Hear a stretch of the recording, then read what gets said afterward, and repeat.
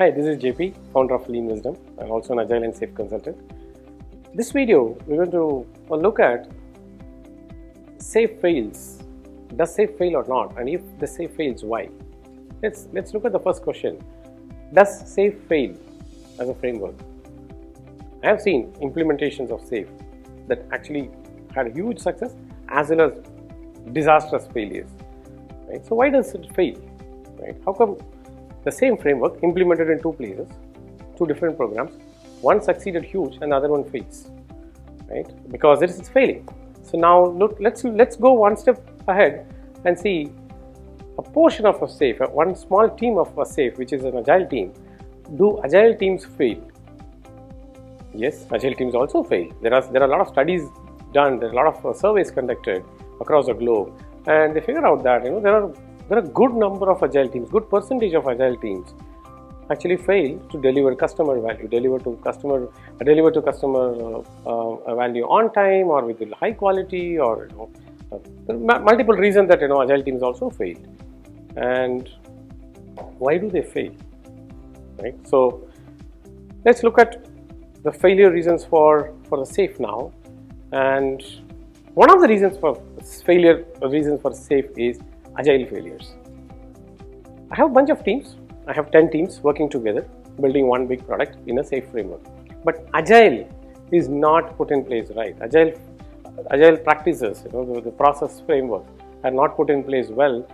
When they are not defined well, when they are not executed well, as a whole, the Safe program will fail. So one of the reasons that I have seen is because agility is failing, the Safe fails. Yeah, number one. So we have to make sure that agility is in place. What are the other reasons? Second reason, big reason is, do we know the tipping point? Why we want to move to Safe?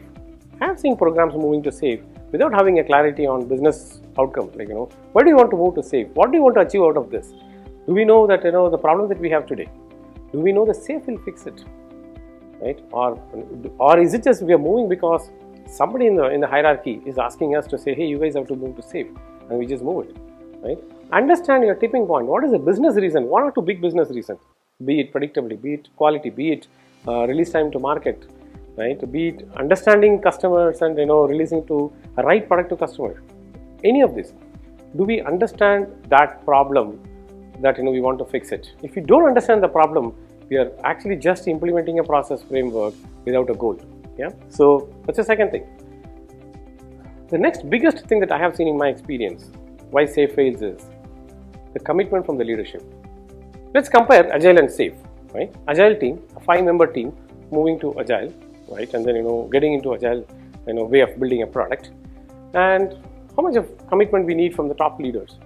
It's okay if they don't have too much of commitment as long as the team works together and builds a product. Now let's compare Safe.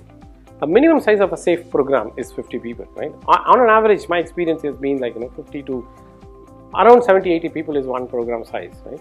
A 70 people moving to Safe, do we have a commitment of this program level leaders or the solution level leaders or a portfolio level leaders that yes, we want to move to Safe and we are okay to spend our efforts, time, energy on making sure that the framework is implemented in the right way it is defined, right? Framework is, in my view, framework is one of the best framework, but the way we implement, the way the leaders take it, is something that is one of big reasons that we fail. When leaders tweak the framework enough that the essence of framework is lost, right? So that's one thing.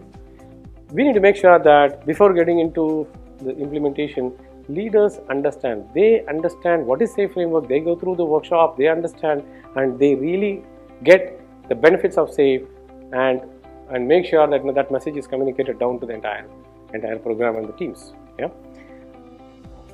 Another big issue that I have seen is teams that are moving from Agile to Safe, the definition of backlog changes big.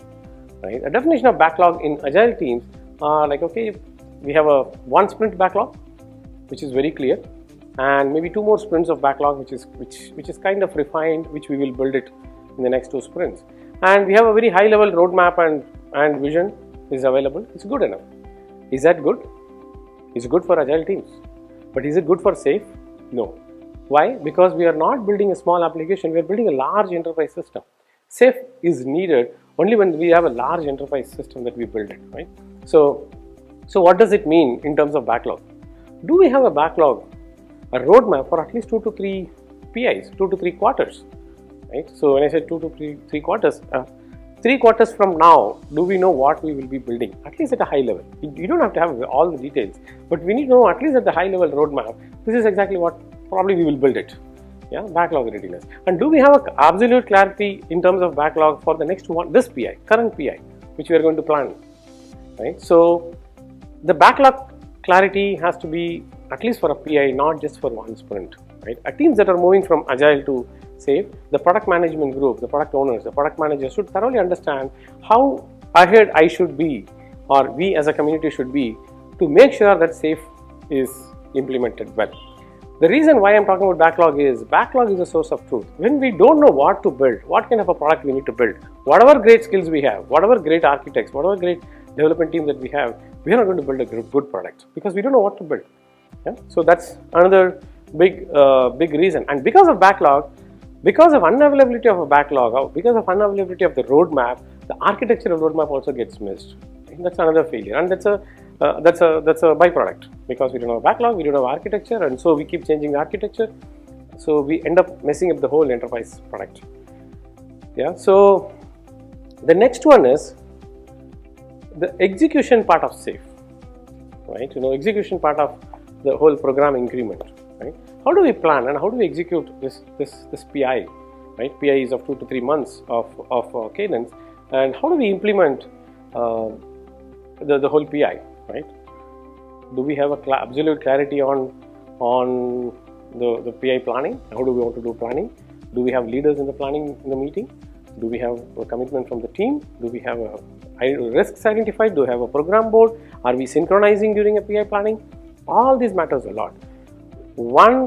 In my personal view, one big wow thing in SAFe is the PI planning. That brings everybody together, and they come collaborate, and right from leaders all the way till the junior most engineer in the program, everybody come together and collaborate, and that's the power of collaboration that you see.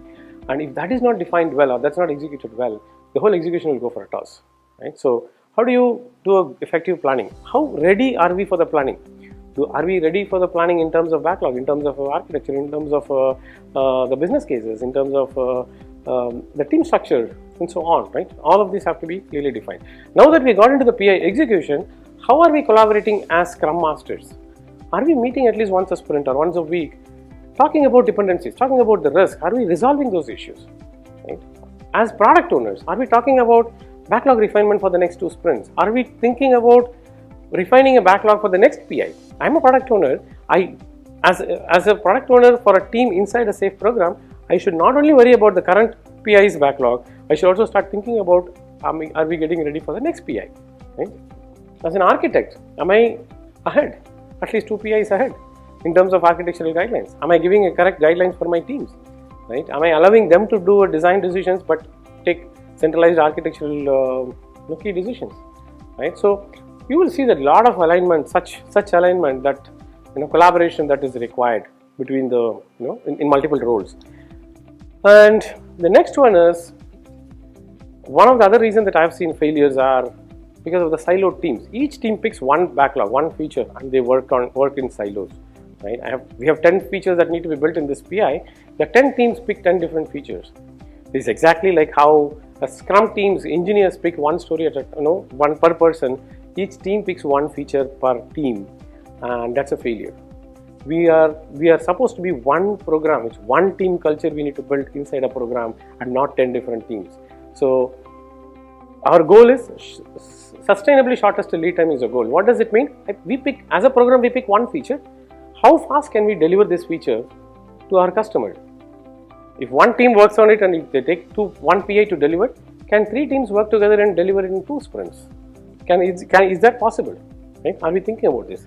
Right? So that one team culture need to be managed. Other reason that I have seen is cadence are not respected. When I say cadence not respected, teams don't do planning together, be it sprint planning, be it a PA planning. They do it in silos, they do different locations.